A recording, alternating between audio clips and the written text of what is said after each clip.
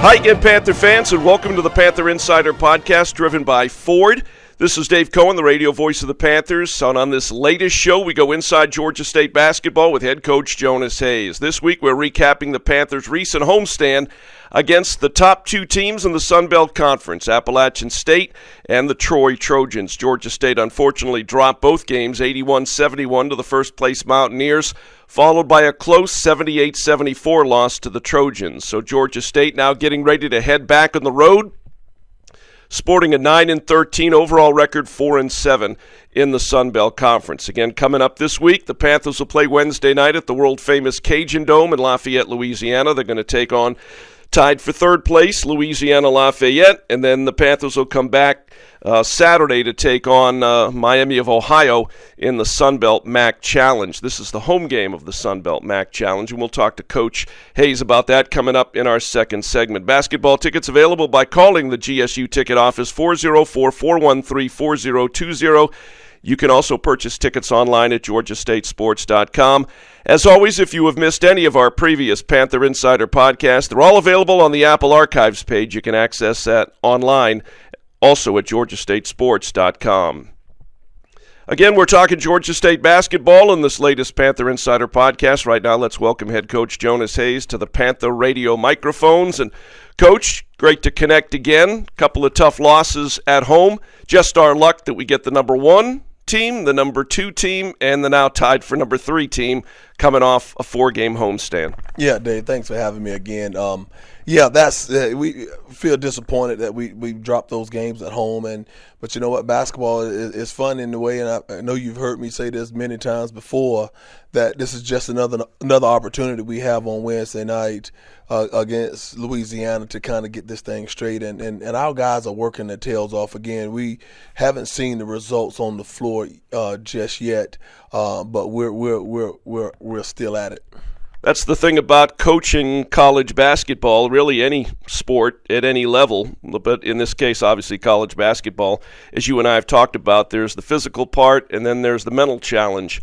And when things are not going according to plan or how a team would like, that becomes even a larger challenge, is keeping everybody on a positive note and moving all in the same direction. Absolutely, man. That's where we are. Keeping the main thing.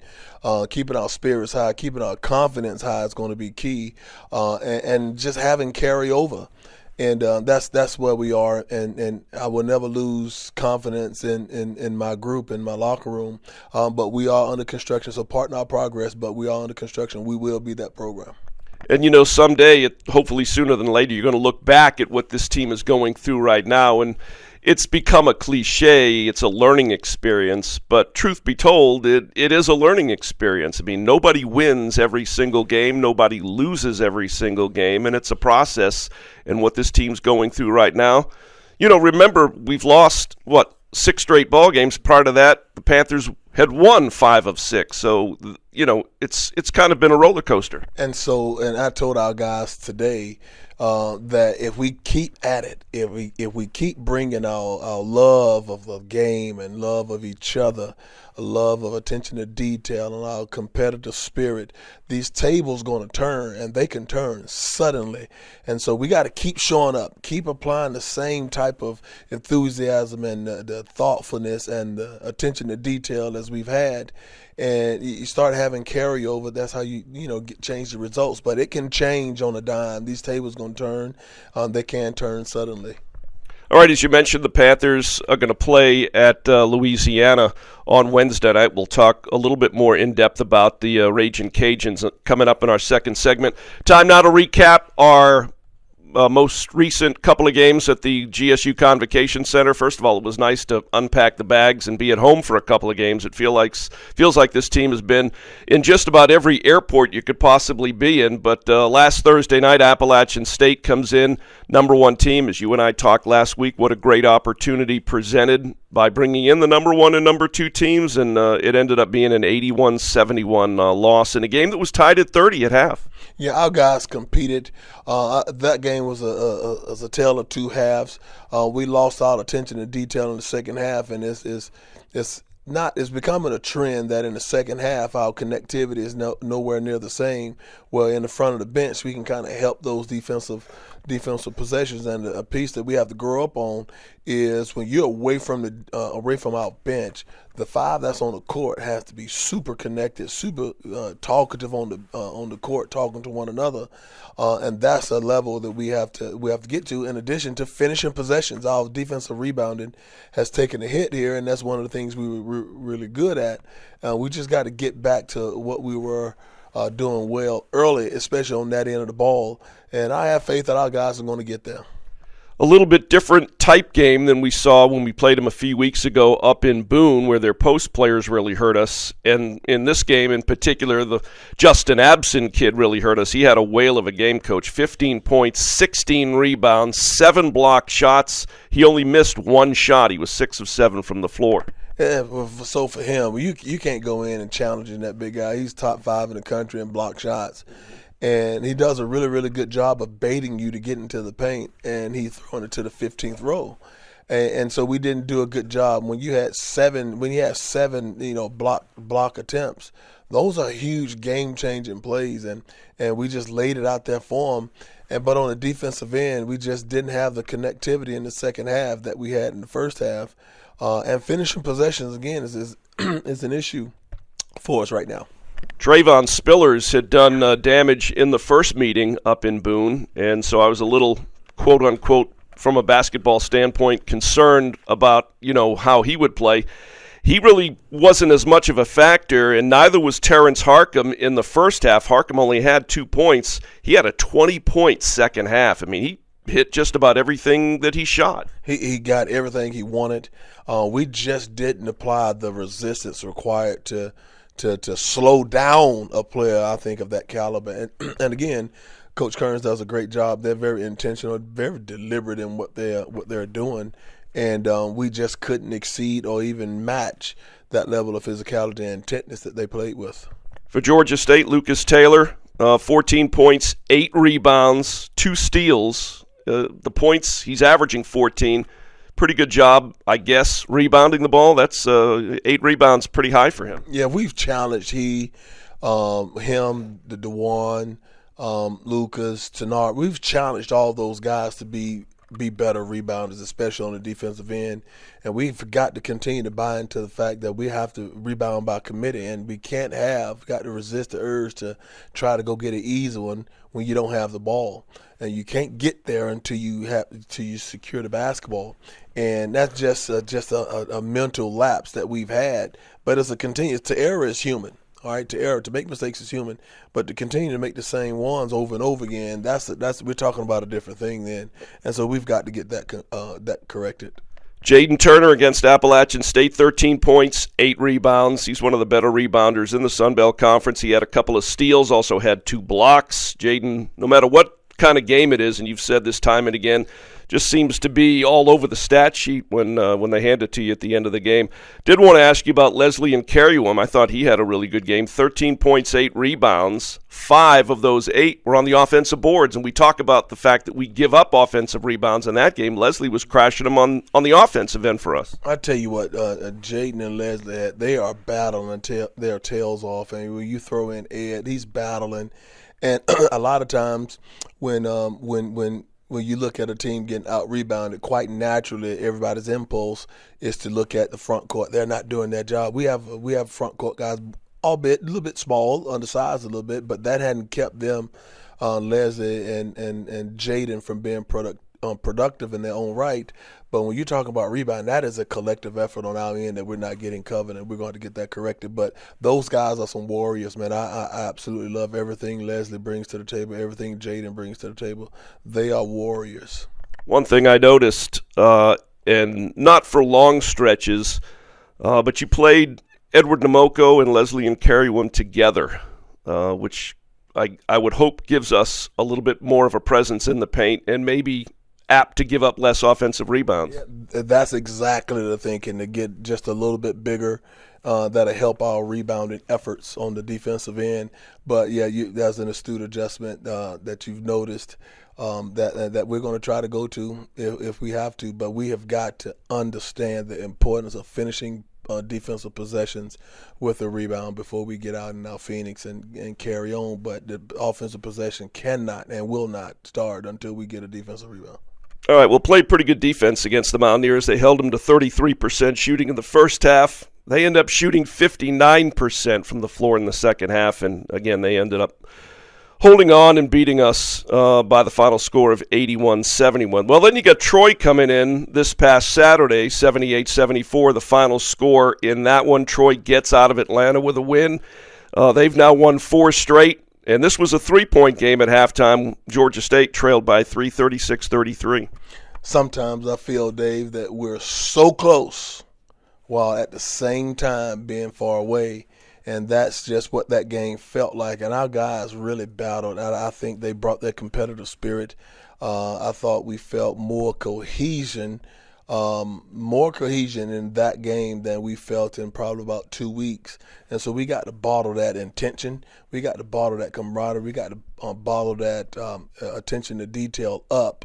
But again, Troy they're having a phenomenal season. I mean, I think they're 9-2 now in the league, 15-8 overall, and they play a unique style and apply a lot of pressure. I thought we did a great job with that pressure on turning the ball over, I think 7 times.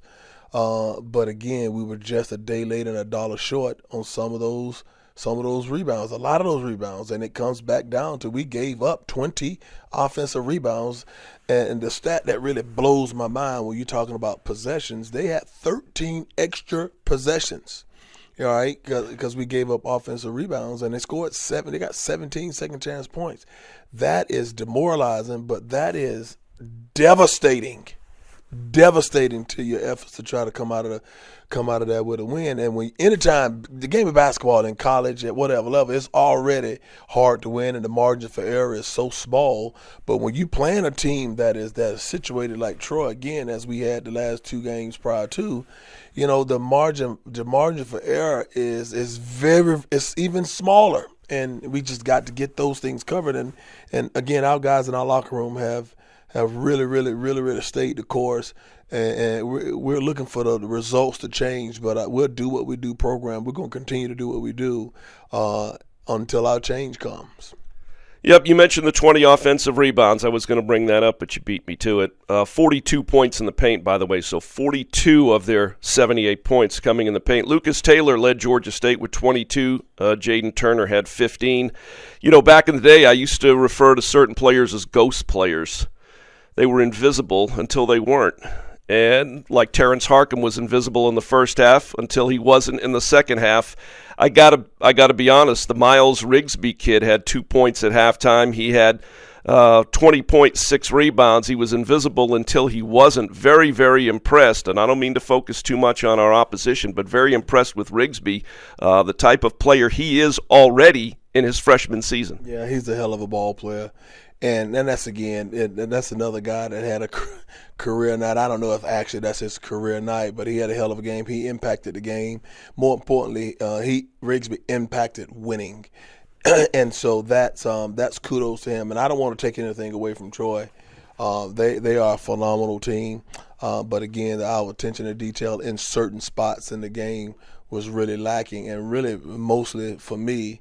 The glaring, this is punching me right in my nose, is defensive rebounding.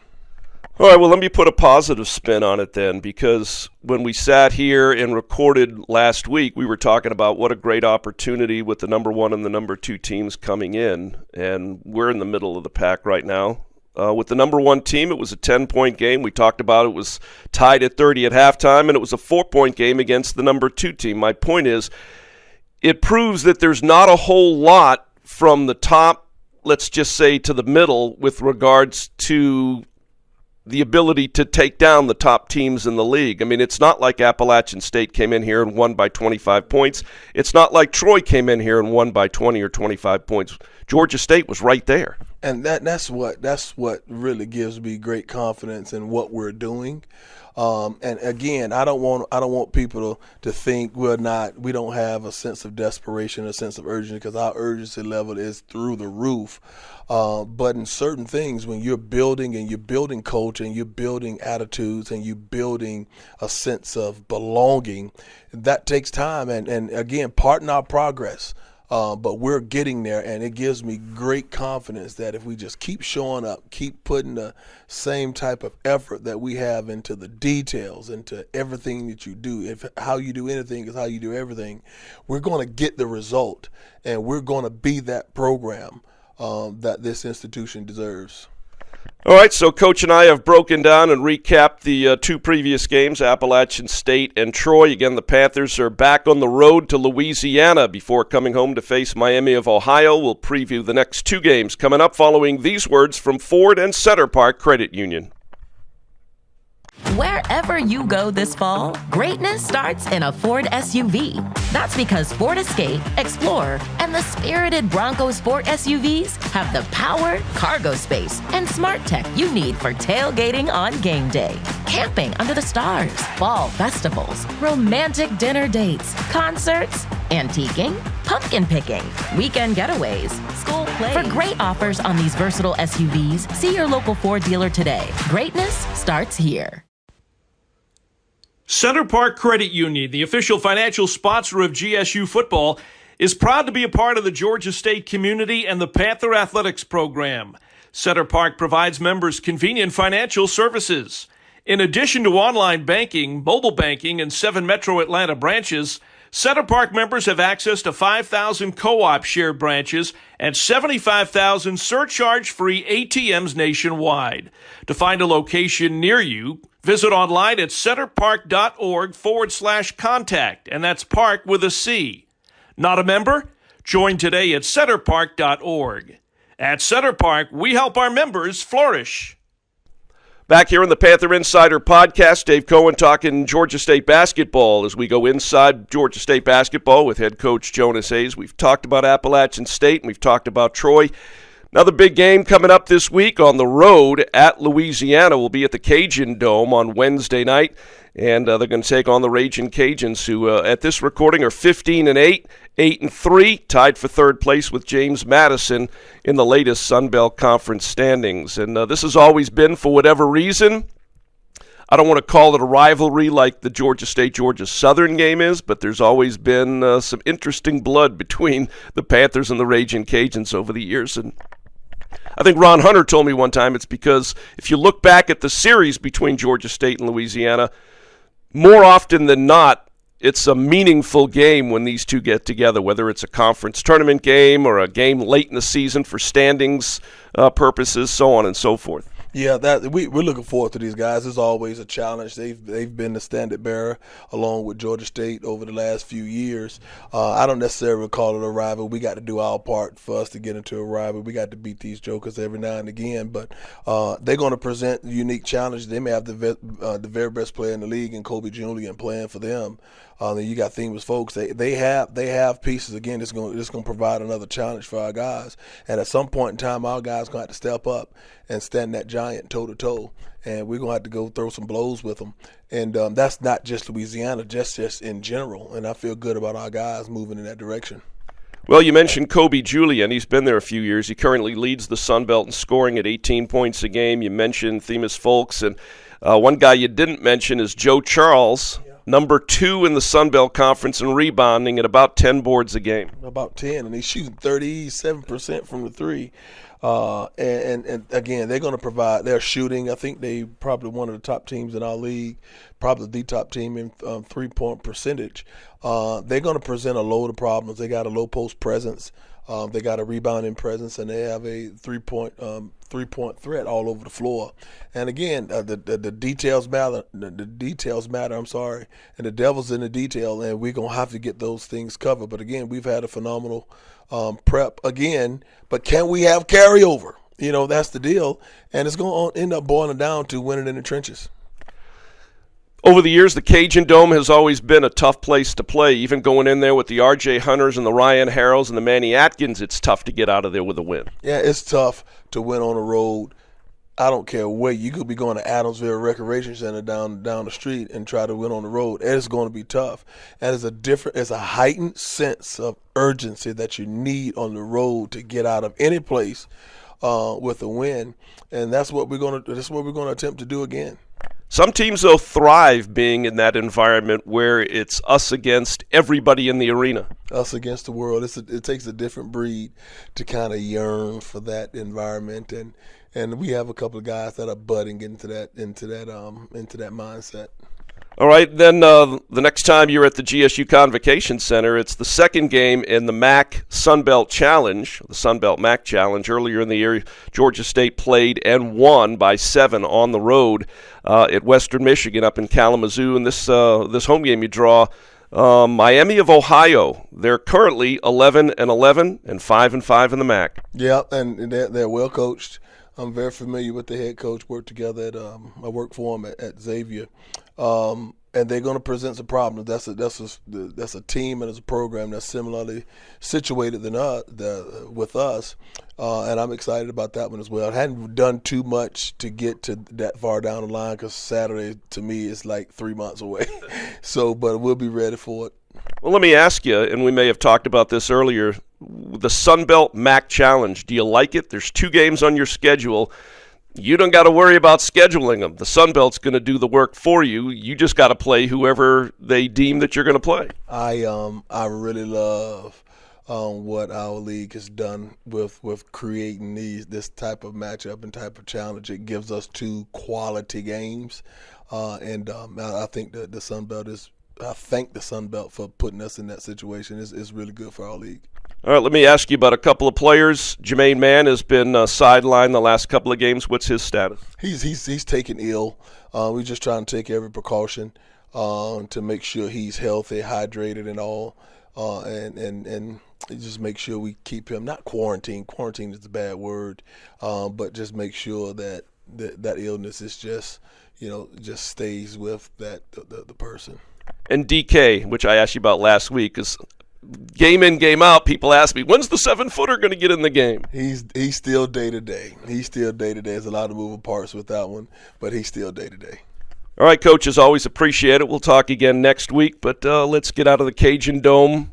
Let's get out of the Cajun Dome with a W, and then we'll come back and worry about Miami of Ohio. Dave, I love your thought process. Let's go Panthers. All right, I want to thank Georgia State's head basketball coach Jonas Hayes joining us again on the latest Panther Insider podcast driven by Ford Inside Georgia State Basketball. Panther fans, remember basketball tickets available by calling the ticket office 404-413-4020. You can also purchase tickets online at GeorgiaStateSports.com. We're back talking Georgia State basketball again next week on the Panther Insider podcast driven by Ford. This is Dave Cohen saying thanks for listening. We'll see you at the GSU Convocation Center. We'll talk to you on the radio. And as always, go Panthers! GSU, GSU, GASCATE,